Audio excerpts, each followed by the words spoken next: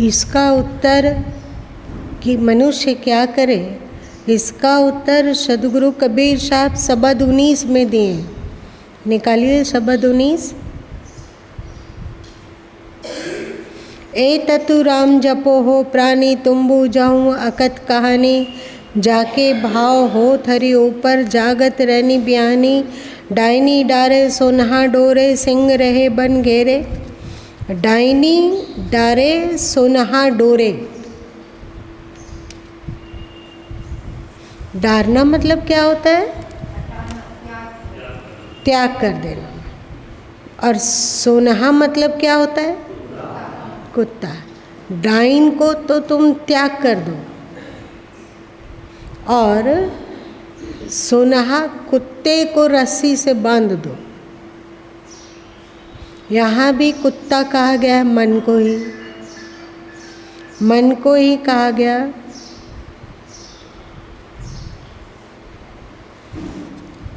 यहाँ डाइन किसे कहा गया? आसुरी वृत्तियों को। आसुरी वृत्तियों को डाइन समझो। आसुरी वृत्तियाँ क्या क्या हो सकती है?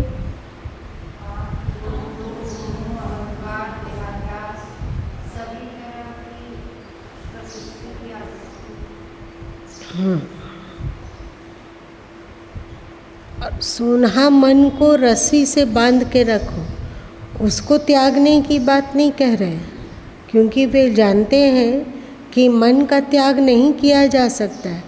हम लोग क्या बिना मन के हो सकते हैं? मन तो अंदर में रहेगा ही, ज्यों का त्यों मन रहेगा। उसका अस्तित्व समाधिस्थ व्यक्ति के अंतस में भी बना रहता है। जो 1 घंटा 2 घंटा ध्यान में बैठ पाते हैं और उसका चित्त बिल्कुल शांत और वृत्ति शून्य हो जाती है, उसके भीतर भी मन का अस्तित्व है। और एक बात आप लोग समझ के रखें कि मन व्यर्थ नहीं है, मन व्यर्थ नहीं है। ईश्वर प्रणीत सृष्टि कभी भी व्यर्थ नहीं है। मन, सोचिए यदि हम लोगों के पास मन नहीं होगा तो हम लोग क्या होंगे? एक मांस के पिंड बन के रह जाएंगे। मन क्या है? जो संकल्प विकल्प करता है, जो विचार लाता है। आप लोग सुबह उठे होंगे तो आपका ही मन बोला होगा कि जल्दी जल्दी तैयारी करो, सत्संग में जाना है कि नहीं? सत्संग में जाना है, और देर हो रही है तो देर हो रही है, जल्दी करो जल्दी करो, ये भी मन ही बोला। मन को मारना नहीं है, मन का प्राण नहीं लेना है। बिना मन का होने का कोई औचित्य नहीं है। मन हो पर उसमें रस्सी बंधी हुई हो। अभी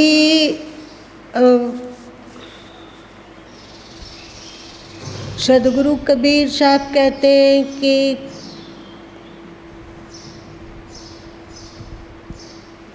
मन को बीजक में कुत्तों से तुलना की गई, तो इस कुत्ते को रस्सी से कैसे बांधे? जो कहा गया सोनहा डोरे। तो एक सदगुरु कबीर साहब का ही पद है, कबीर कुत्ता राम का। आगे बोलिए आप लोग।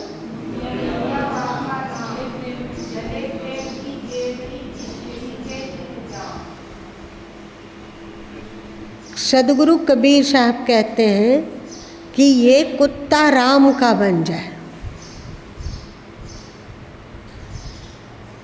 इसका 2 अर्थ हो सकता है। एक में होता है कि सदगुरु कबीर साहब कहते हैं कि मैं राम का कुत्ता हूँ, मेरे गले में प्रेम की रस्सी है, वे जिधर खींचते हैं उधर मैं जाता हूँ। जबकि इसका दूसरा अर्थ इस तरह ध्वनित होता है, कबीर कुत्ता राम का, क्योंकि बीजक में ही कई स्थानों में सदगुरु कबीर साहब मन को कुत्ता कह के संबोधन किए ना। जैसे सोना एपन चाट, सोना चौक बैठाइए, फिर एपन चाट, यहाँ पर भी बोले सोना डोरे। और भी बीजक में सोनहा मतलब संस्कृत शब्द है ये, स्वान से अभ्रंश होकर सोनहा बना है। तो सदगुरु कबीर साहब कहते हैं वही बात जो श्री कृष्ण गीता में कहे, मन मना भवा, है ना, कि मुझ में मन वाला हो, मुझे अपने मन को समर्पित कर, अपने मन में मुझे स्थिर कर, है ना, अपने मन में मुझे बसा ले। वही बात जो मन मना भावा श्री कृष्ण गीता में कहते हैं, उसी बात को सदगुरु कबीर साहब कहते हैं कि कबीर कुत्ता राम का। सड़क वगैरह में बहुत सारे कुत्ते होते हैं और वे लवारिश कुत्ते हैं, और यदि कुत्ते अधिक हो जाए तो म्यूनिसिपैलिटी वाले उसे पकड़ के ले जाते हैं और फिर लोगों के सामने ना सही पर लोगों के आँख के ओट में उन कुत्तों को मार दिया जाता है। ये काम का नहीं है। अथवा उन कुत्तों को कहाँ छोड़ा जाता है ये अज्ञात है। लेकिन और बच्चे लोग हैं, वे जब खेलते हैं सड़कों पे तो कुत्ता हो सामने बैठा हुआ और कुछ नहीं कर रहा है बेचारा, तो एकाक लात लगा देते हैं ना, जो है एक लात लगा दिया। और कुत्तों को छेड़ने में बच्चों को अच्छा लगता है। म्यूनिसिपल वाला लोग भी इस कुत्ते को सहन नहीं कर पाते हैं, और यदि कुत्ता पागल हो जाए तब तो उसकी और अधिक निगरानी करनी होती है। और पागल कुत्तों का क्या होता है? पागल कुत्तों का क्या किया जाता है? मारो, वरना ये कुत्ता किसे काटेगा और किसे अपने रंग में रंगना चाहेगा पता नहीं है। पागल कुत्ते काट लेते हैं तो क्या होता है?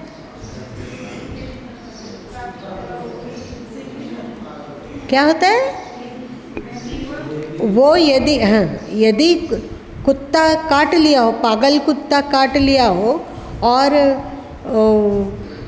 उसका इलाज ना हो, जो कि इलाज है, और बिना इलाज का उसे छोड़ दिया जाए तो व्यक्ति क्या करने लगता है? कुत्ते जैसा ही भौंकने लगता है, भौंकता है। और उसके भौंकने का आवाज़ आप सुनोगे तो कभी नहीं पता लग सकेगा कि ये आदमी भौंक रहा है, लगता है कि कुत्ता ही भौंक रहा है। आप लोग ऐसे मरीजों की आवाज़ सुने हो भौंकने का? किसी ने नहीं सुना। नेट में सर्च कीजिए, खोजिए कि जिसे पागल कुत्ता काट लेता है और उसका इलाज ना हो तो उसका क्या क्या हरकत हो सकता है, आप देख लीजिए। वो पानी वगैरह सब ऐसा करके पीने लग जाता है। खाता भी है तो थाली में आप चावल दाल दे दीजिए उस मनुष्य को तो वो उसको चाट के खाएगा। बिल्कुल हरकत उसका कुत्ते जैसा ही होने लग जाता है। कुत्ते जैसा भौंकना, कुत्ते जैसा पानी पीना, कुत्ते जैसा खाना और खतरनाक हो जाना। यदि ऐसा मनुष्य फिर किसी दूसरे व्यक्ति के शरीर में अपने दांतों को गड़ा दे तो दूसरे व्यक्ति का क्या हाल होगा? वही हाल होगा। फिर वो भी कुत्ते जैसा ही भौंकेगा, कुत्ते जैसा ही रहन सहन होगा और उसके दांतों में भी वैसे ही जहर आ जाएंगे जैसा पहले कुत्ते काटने वाले पेशेंट के दांतों में है, होता है ना। वैसे ही ये मन यदि पागल कुत्ता बन जाए,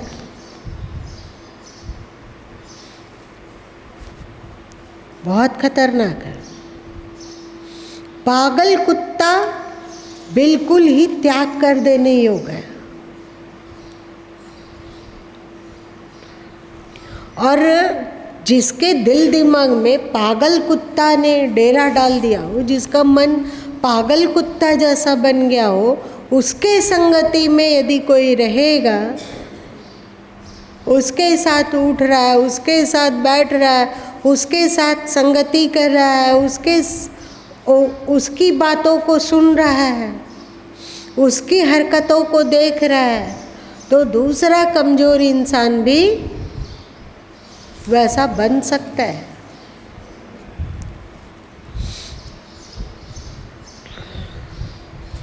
आप ही देखिए, आप लोग संत दरबार में आते हो, बहुत श्रद्धा है, बहुत भक्ति है, आप संत सद्गुरु को एक आदर्श मानते हो ना। आप उन्हें एक ज्ञानी मानते हो, आप उन्हें दैविक वृत्तियों का समुच्चय मानते हो, सब कुछ ठीक है। पर ऐसे व्यक्ति की संगति में उठने बैठने लगे जो कि संत का ऐब दिखलाने वाले हो, अवगुण नहीं भी है। अवगुण तो क्या हुआ, उनमें अवगुण है कि नहीं पता नहीं है, पर यदि कोई कहने लग जाए कि वे तो वहाँ तो खाली एक जाति विशेष का ही सम्मान होता है, बाकी लोग तो ऐसे उपेक्षित रहते हैं, वहाँ तो एक जाति विशेष को अलग तरीके का प्रसाद दिया जाता है और बाकी लोगों को अलग तरीके का प्रसाद दिया जाता है। एक जाति वाले लोग का सम्मान होता है, वहाँ बाकी जाति वाले उपेक्षित होते हैं। अरे वो तो एक समाज विशेष का है। इसी बात को यदि 10 बार कहा जाए, 50 बार कहा जाए, तो लोग इसका तहकीकात करने के लिए आना चाहेंगे या अच्छा जाने का तो मन था, लेकिन पता चला कि वो तो एक जाति विशेष का है और वहाँ सम्मान जाति विशेष का होता है, दूसरे का की तो कोई कदर ही नहीं है। तो ये सुनकर व्यक्ति क्या करेगा? तो कुत्ता का विष चढ़ाया नहीं, चढ़ गया, विष चढ़ गया। आप उनसे ज्ञान की बात तब ले पाते, आप उनसे विवेक की बात, उनकी समझ की बात तब ले पाते जब उनके प्रति श्रद्धा हो। लेकिन अब तो हो गया कि अमुक संत तो एक जाति विशेष के ही हैं, गई श्रद्धा गई। और जैसे बिना दंगा हुए ही अफवाह फैलाया जाए कि अमुक जगह दंगा हो रहा है, अमुक जगह मारकाट हो रहा है, और उसी तरह की बात करने लगे, तो हम लोगों में भी क्या आ जाता है? हम लोगों में भी उत्तेजना आने लग जाती है, आती है ना। भले ही वो अफवाह हो, पर उसकी बातचीत सुनकर वैसे ही मन दिमाग बनने लग जाता है। वैसे ही आप बहुत सारे लोग हैं जो संत के छोटी छोटी बातों में को हम उनको देखें, यदि कोई कहता हो हम उनको देखे, वे भोजन कर रहे थे और सब्जी में नमक तेज था तो कस के डांटे, अथवा हम उनको भोजन करते हुए देखें, वे उनके अनुकूल भोजन नहीं मिला तो वो कस के चिल्लाए थे। ऐसे संत होते हैं क्या? अब बताइए, एमए का कोई प्रोफेसर हो, उसको देखिए कि वो नहाते समय कैसे नहा रहा है, उससे उसकी विद्वता अथवा उसकी जो पहुँच है उससे तुलना कीजिए तो अरे ये बेवकूफ़ है। उसको हम देखें ना कि पहनने वाला कपड़ा लिए बिना ही स्नान घर चल गया, उसके बाद चिल्लाना शुरू किया, अरे कोई है तौलिया दो, अरे कोई है ये चीज़ दो। ऐसा प्रोफेसर, एक छोटी सी बात का अक्ल नहीं है उसको कि तौलिया और पेस्ट और ब्रश और सब कुछ लेके जाना है स्नान घर में, वो क्या विद्यार्थी लोगों को पढ़ाएगा बताइए? ऐसा तुलना आप लोग करते हो क्या? तो वो इसी तरह का कुछ भी, वे अमुक को ज़्यादा मानते हैं। क्यों मानते हैं? धनी है ना, पैसा वाला है। आपको पता है कार्यक्रम वगैरह होता है तो वो उसमें अच्छा खासा खर्च करता है, तो इसीलिए उसको ज़्यादा मानते हैं। ऐसा आप बार बार बताइए, बार बार बोलिए, तो जो कान का कच्चा होगा वो क्या कहेगा? देखिए, हम लोग तो मध्यम वर्गीय परिवार हैं, हम लोगों की तो वहाँ पूछा है नहीं, ठीक है, हम लोग जहाँ ठीक है। ऐसे लोग इतने जहरीले होते हैं कि स्वयं अपने भीतर तो जहर भर के रखते ही हैं, दूसरे को भी जहरीला बना देते हैं। उनका मन पागल हो चुका है कि नहीं? उनका मन पागल हो चुका है।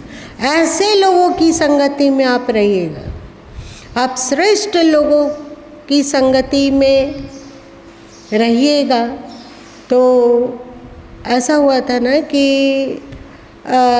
एक बालक संत थे और उनके घर के गली के बाहर से संतरा बिक रहा था, तो संतरा वाला चिल्ला रहा था, संतरे संतरे, चिल्लाता है ना। तो बालक उस बात को पकड़ लिया, संतरे संतरे। उन्होंने सोचा कि इसमें चिल्लाया जा रहा है संग से तरोगे, संग से तरोगे। बाहर चिल्लाते हैं लोग संतरे संतरे, तो कैसा लगता है? आता है संतरे संतरे, संग से तरोगे। आप संतों की संगति करोगे तो आपका मन बिल्कुल अलग होने लगेगा और आप अज्ञानियों का संग करोगे, संसारियों का संग करोगे तो आपका मन बिल्कुल घटिया होता चला जाएगा। आप लोग देखे हो, देखे हैं ना आप? संत क्या करते हैं, किसको क्या देते हैं? ऐसा नहीं है कि संत के दरबार में जो आते हैं तो उनको कोई भौतिक लाभ मिल रहा है, ऐसा कुछ नहीं है। पर संत की संगति करते करते हम लोगों का मन भी उनकी तरह ही सोचने लग जाता है। आप लोगों का मन सोचता है, जैसे ही बोला जाए कि ओम क्या है, तो आपने संत की संगति की है और उनसे ओम क्या है इसके बारे में सुना है, तो आपको तदनुसार विचार आएगा कि एक कोई संसारी कहता ओम क्या है, एक शब्द है, ये सब माया का पसारा है, ये माया का खेला है, ये सब कुछ नहीं होता है।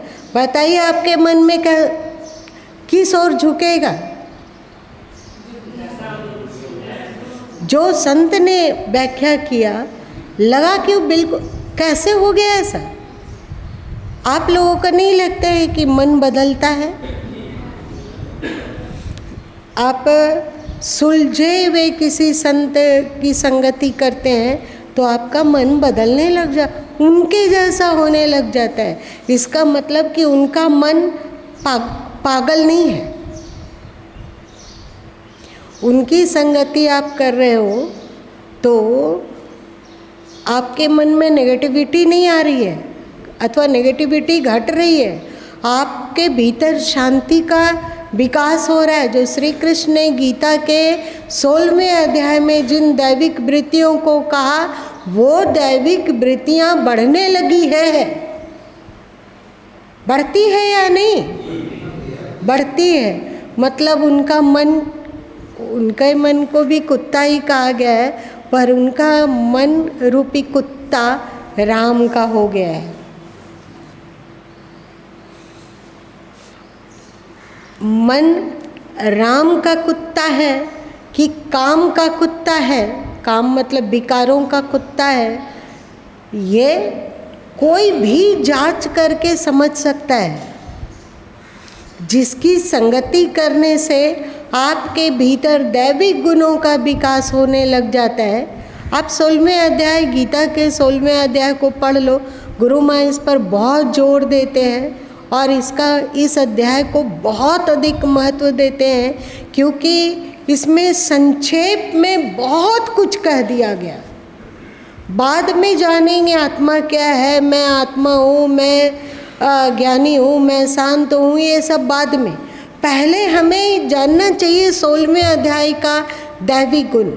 जिनकी संगति से आपके भीतर दैविक गुणों का विकास होता हो, समझिए कि वो श्रेष्ठ है। मन मना भावा में वे खरे उतर रहे हैं। और जिनकी संगति से आपकी अशांति बढ़ती है और आपके भीतर असुरी वृत्तियों का विकास होने लगता है, समझो कि उनका मन का कुत्ता पागल है। असुरी वृत्तियां बढ़ रही, उसका मन का कुत्ता पागल है।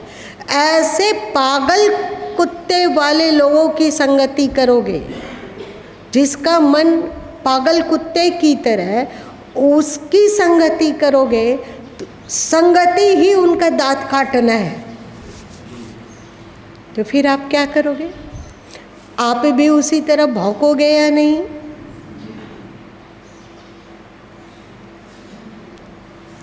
आपने किसी महापुरुष अथवा कृष्ण की ही निंदा सुन लो। बार बार कृष्ण ओफ ऐसे थे वैसे थे, उनका चरित्र देखो, घृणा होती है। महापापिष्ट व्यक्ति थे। उनकी 16,108 रानियां थी। ऐसा भिखारी किसी को देखे हैं आप?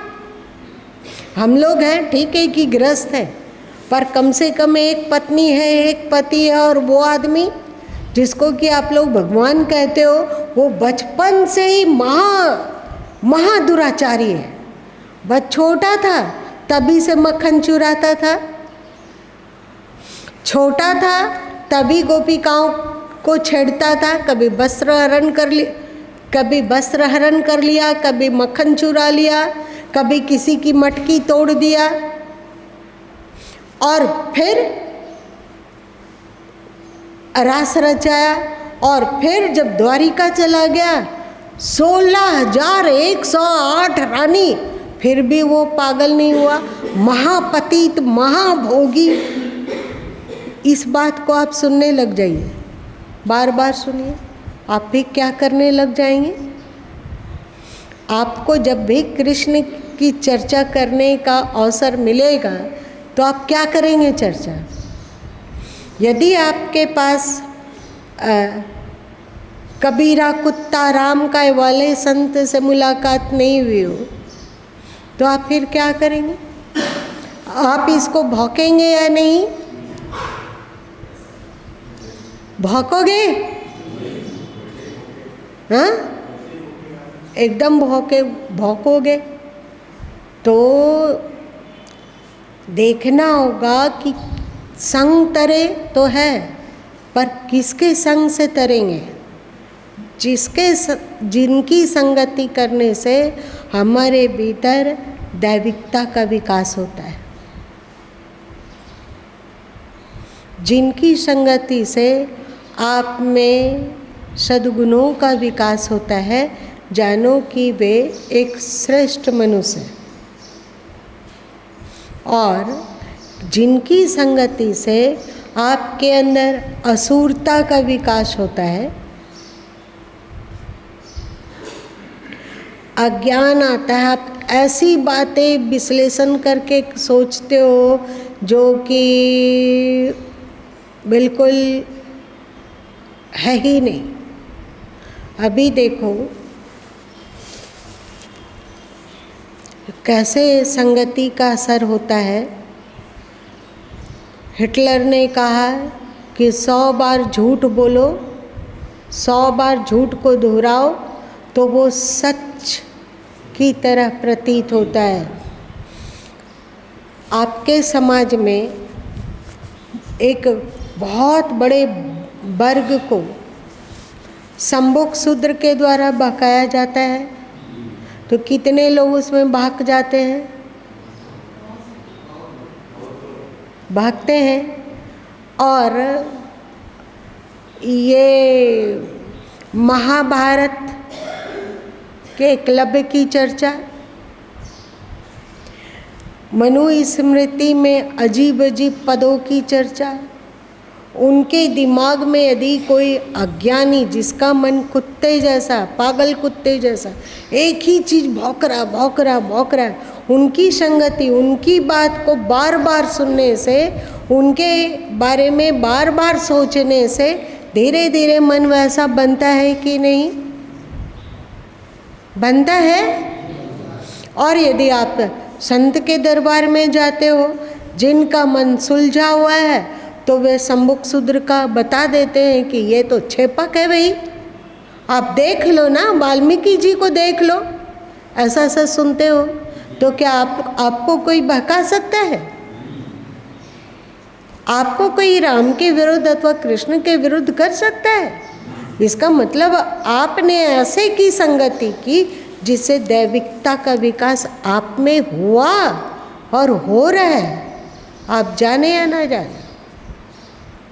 आपको इस मन कुत्ते का जान नहीं ले लेना है, इस मन कुत्ते को क्या करना है? डोर से बांध देना है। किसकी डोर से? प्रेम की डोर से।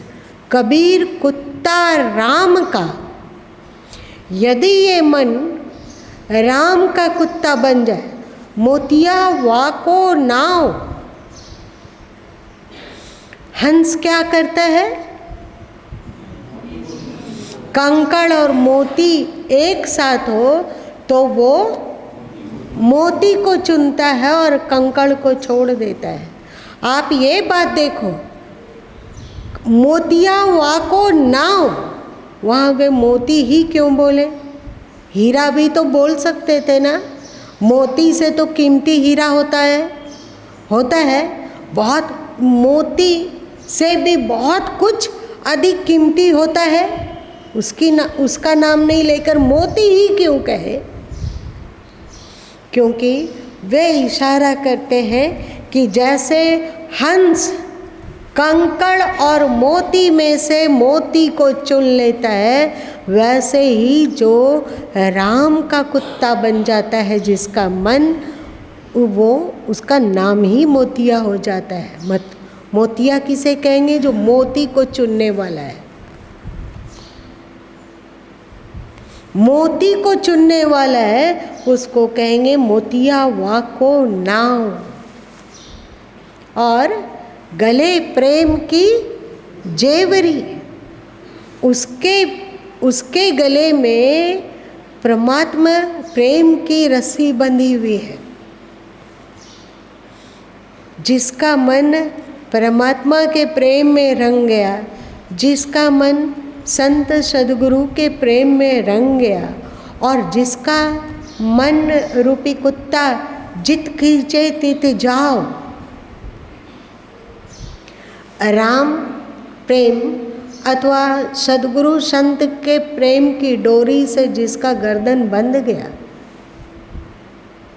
जो मन बंध गया है ना, जिसका जो राम प्रेम, सद्गुरु संतों के प्रेम की डोरी जिसने स्वीकार कर ली और जित खींचे तित जाओ, और जिस ओर वे ले चलते हैं उस ओर वो चलते हैं। तो अब बताइए कि ऐसे मन वाले है तो उसका मन कुत्ता ही, पर ये पालतू कुत्ता है।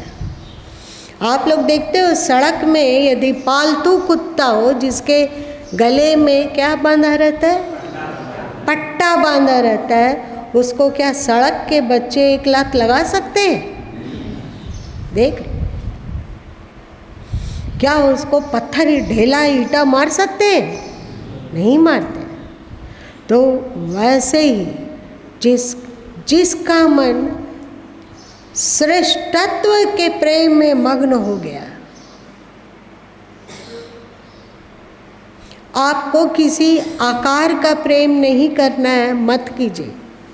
आप श्रेष्ठत्व के प्रेम में मग्न हो जाइए। श्रेष्ठत्व क्या है, कहाँ जाने, कैसे समझे, कैसे पहचाने? सबसे अच्छा 16वां अध्याय गीता का, हाँ, दैविक वृत्ति। श्री कृष्ण ने 12वें अध्याय में भक्तों का लक्षण बतलाया, बिल्कुल परफेक्ट है।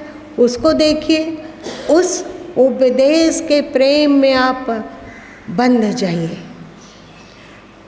भगवान श्री कृष्ण ने 2 अध्याय में प्रज्ञावान का लक्षण बतलाया ना, उस प्रज्ञावान लक्षण के प्रेमी बन जाइए। देख लीजिए, आपका काया पलट होने लग जाएगा।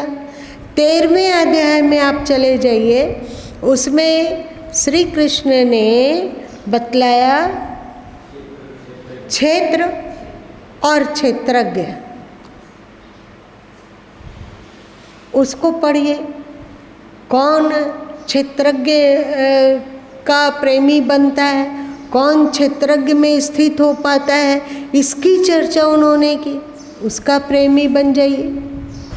आप चलिए 15वें अध्याय, 15वें अध्याय में उन्होंने क्या कहा? क्षर, अक्षर और पुरुषोत्तम। आप अक्षर तत्व का ज्ञान कैसे हो, पुरुषोत्तम तत्व का ज्ञान कैसे हो, इसकी भी चर्चा उन्होंने 15वें अध्याय में की। 16वें अध्याय में तो उन्होंने किया ही। 17वें अध्याय में उन्होंने बता दिया कि ये तमोगुण है, ये सतोगुण है, ये रजोगुण है, उसकी पहचान बता दी और बतलाया कि सतोगुण में स्थिर रहने वाले लोग ये फल पाते हैं, रजगुण में रहने वाले ये फल पाते हैं, तमगुण में रहने वाले ये फल पाते हैं। अब आप उसमें से चुन लीजिए कि आपको कौन सा फल चाहिए। कितना आसान कर दिया गया है। अब हम चाहे गीता के प्रेम में पड़ जाइए, चाहे बीजक के प्रेम में पड़ जाइए, चाहे सद्गुरु संतों के प्रेम में पड़ जाइए। प्रेम में पढ़ना मतलब क्या होता है? प्रेम में पढ़ना मतलब होता है कि अब उनकी खुशी ही हमारी खुशी है। जित खींचे तित जाए, होता है ना। तो यहाँ जो कहा गया सुनहा डोरी, अब आप अपने मन को क्या बनाना चाहेंगे? सड़क का कुत्ता या राम का कुत्ता? राम का कुत्ता बनाने के लिए मोतियावा को नाव करना होगा, मोती को चुनना होगा और गले प्रेम की जेवरी। भक्ति, चाहे वो कृष्ण की भक्ति हो, चाहे वो सद्गुरु की भक्ति हो, चाहे श्रेष्ठता की भक्ति हो, उसकी डोर को बांध लो अपने गले में। जित खींचे तित जाए, जिधर खींचेंगे उधर चले जाएंगे। ये पालतू कुत्ता को आप यदि चौके पर भी बिठा दो तो क्योंकि वो प्रशिक्षित कुत्ता है। आप समझ रहे हैं मेरी बात? जो प्रशिक्षित कुत्ता होता है और जिसे लोग घरों में पालते हैं और उसको प्रशिक्षित कर देते हैं, तो आप खाना खा रहे हैं तो आपकी थाली से वो एक रोटी खींच के भाग नहीं जाएगा, भागेगा क्या? प्रशिक्षित कुत्ता है। वैसे ही आप फिर उसको चौके पर बिठा दीजिए, जो कहा गया है फिर पंचाट नहीं चाटेगा। चाटेगा? अर्थ खुल गया? आज इतना ही रहने।